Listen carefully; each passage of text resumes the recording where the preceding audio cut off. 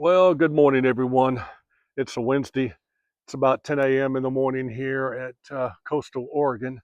And let's talk about choosing a campsite, which is for full-time RVers, for campers, RVers in general, is very important because it can mean the difference between a comfortable stay and one that's just barely tolerable. I am at our membership campground, which is a Thousand Trails campground. We joined as full timers, and it has been a excellent asset as far as being able to do the full timing experience. But there's a lot of campgrounds and to choose from. You'll be staying in city, county, uh, national parks, commercial parks, a lot of different campgrounds. Fortunately, today, because of the technology, you can look at a campground's website and they'll have pictures of their campsites that you can choose from. But that's not going to be 100% in every location. Choosing a campsite is very important. One of the first things you want to do is to make sure that the campsite is level. And while the old adage is, and as you can see, I'm in a Class A. Uh, the old adage is that let the jacks do it. You know, but a lot of times even the jacks cannot compensate. For example, if the front end of the if you have a front to rear steep campsite, the front of your coach is going to be, your wheels will be off. And if they are, that puts a lot of torque on your front visor windshield here. And I've seen a lot of cracked windshields.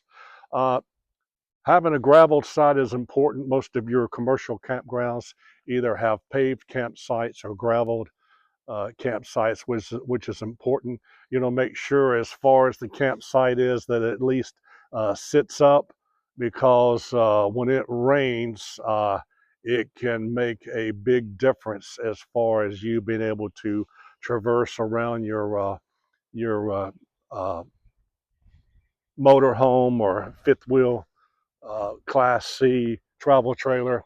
The other thing is to consider is, as far as campground location, is traffic control. Now, as you can see, we are pretty good located as far as that. The reason that's important is if you are located, say, where this Class C is, then you're going to have traffic all night long, which can affect your sleeping patterns. Another thing is in the summertime, it's okay to be out in the open like that. I'm sorry, in the wintertime, because you want the sun.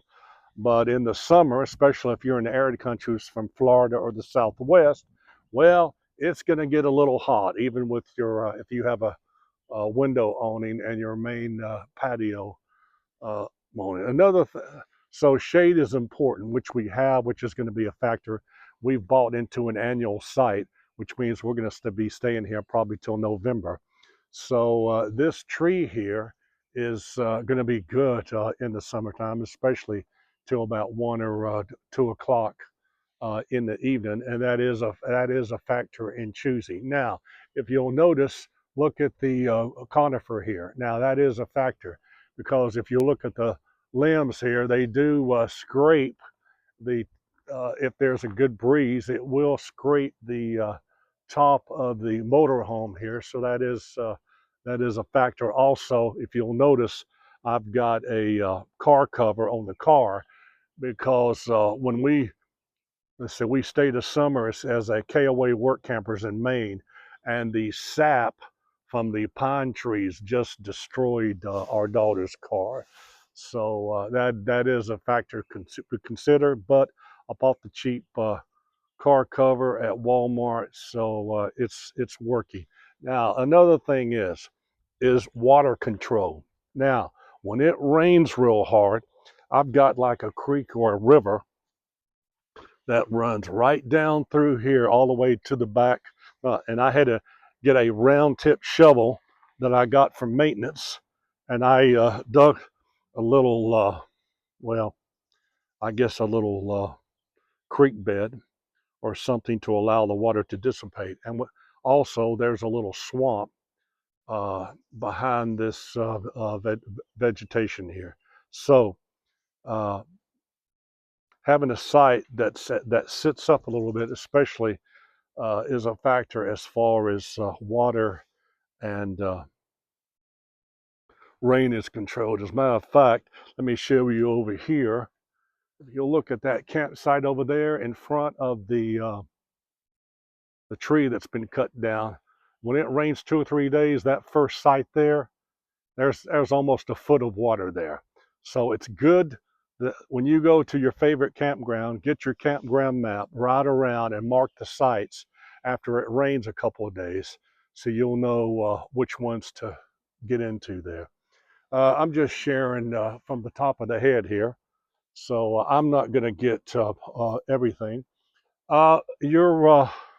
Your water, electrical box location at your campsite is very important, especially when it comes to slides. So you want to be able to get in and out and have a decent location as far as whether you've got to pop up all the way to your Class A, which is very important. The length of campsite is important. As you can see, I've got a motorcycle, a car, uh, and my motorcycle trailer is sitting behind there. So you want a site that meets your needs.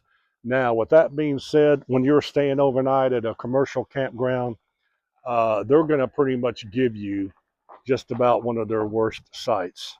So you're just staying there overnight anyway. But getting a pull through is very important if you're staying at a Cracker Barrel or Love's. Also, regarding Love's, uh, if you spend the night there, you want to make sure that you take to account to get away to a certain area where the diesel trucks are, because they'll be running their diesels all night. So you want to consider that as a factor too. Well, there you go. Just a few thoughts, something to consider. I didn't cover everything because you can't.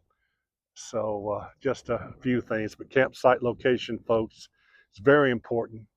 Uh, Being able to get in and out of a campsite is important. As far as being able, what I did, I pulled up there and then backed in and swung around to there. So there's a lot of things to consider when you choose a campsite, and as you get more experience in this thing, then it will become uh, second nature. You'll know what to do, how to do it, and where to stay. Well, that's it. You folks have a good day, and we'll see you around.